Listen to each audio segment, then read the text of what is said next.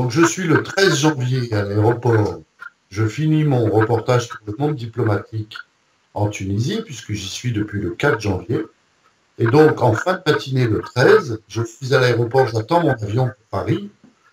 Et là, je vois de mes yeux, à 30 mètres de moi, passer, franchir le hall de l'aéroport pour sortir, avec des voitures noires qui les attendent à l'extérieur, puisque j'ai suivi un peu ce mouvement. Je vois une dizaine de personnes, donc des blancs, entre 25 et 40 ans, qui sont tous habillés de la même façon, pantalon kaki, marron et des chemises jaunes. Et ils ont une grande mallette noire à droite et une petite mallette grise à gauche, dans chaque bras. Et ils vont d'un pas rapide, ils traversent le hall, ça dure moins d'une minute. Je vois qu'ils sont pris par des fourgonnettes noires aux vitres teintées et ils partent. Et je reviens au bar, je suis assez surpris par ce que je viens de voir, et il se trouve qu'au bar, il y a à côté de moi une personne avec qui j'engage la conversation, que je ne connaissais pas, et qui s'avère être, c'est la personne que j'ai appelée Pierre dans le livre, pour lui donner un prénom d'emprunt, et en 5 minutes, ce monsieur m'explique, grosso modo, que pour lui, ce sont des mercenaires et qu'il connaît bien ces gens-là parce qu'il a été lui-même officier de l'armée française et qu'il attend des amis à l'aéroport qui viennent le chercher pour une mission. Je ne lui en demande pas plus sur les raisons pour lesquelles il est en Tunisie, mais en 3 mots, il m'explique je connais bien ce genre d'individus, ce sont des mercenaires snipers sud-africains. Donc c'est lui qui l'affirme. Et je lui dis mais comment vous le savez? Et il me dit, je les connais bien, les grandes mallettes, c'est des fusils de sniper, et les petites mallettes grises, c'est les munitions.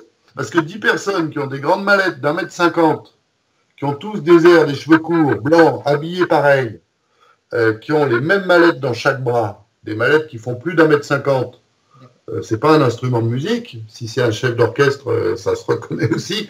Si vous voulez, tout converge vers cette interprétation-là. Maintenant, moi, encore une fois, je n'ai pas mené l'enquête après coup pour affirmer qu'il s'agissait de mercenaires. Je n'en sais rien.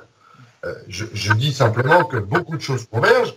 Quant à la question que vous me posez, en théorie, si ce genre de choses doit se passer, effectivement, ils n'auraient pas dû passer en plein hall. Il y a d'autres moyens de les faire atterrir et de les exfiltrer de l'aéroport de manière discrète. Je pense simplement qu'un régime qui est aux abois n'a pas forcément les moyens de faire attention à tout ça. La plupart des bêtises sont justement faites dans les moments où les régimes policiers ou sécuritaires sont pris à la gorge, et à ce moment-là, les protocoles de sécurité, en général, ne sont pas respectés parce que dans l'urgence, quand on est quasiment à 2 doigts de s'effondrer, on ne fait plus attention à ce que peuvent penser des témoins dans un aéroport. On sent que c'est une unité. Ce n'est pas des individus qui débarquent comme Bob Denard à une époque avec ses copains. Voilà. Donc, je fais confiance à l'expertise de ce type. Je me dis, il a sans doute raison. Maintenant, c'est peut-être pas tous des Sud-Africains. À la limite, on s'en fiche de savoir d'où ils venaient. Il n'y a pas que l'Afrique du Sud qui fournit des sociétés de mercenaires. Il y a plein de pays qui le font. Et puis, d'ailleurs, ce n'est pas que des pays. C'est aussi des anciens militaires. Regardez comment se recyclent aujourd'hui tous les militaires américains et autres, et même français. Ils se recyclent, on le sait, dans des services privés de sécurité, de sûreté, de conseil. Voilà, on ne découvre pas la Lune. C'est ça qui m'a surpris dans ce témoignage, c'est qu'il était très précis. Donc je pense que c'est quelqu'un qui connaît bien ces milieux-là. Sa précision de tarif me fait dire qu'il connaît bien ce milieu, ce monsieur. Donc il en fait peut-être partie, ou peut-être qu'il les a côtoyés. Ce qui ne veut pas dire qu'il est là avec eux par ailleurs. Vous voyez ce que je veux dire, hein, mais son expertise, effectivement, est très précise. Et c'est pour ça que je l'ai gardé dans mon livre.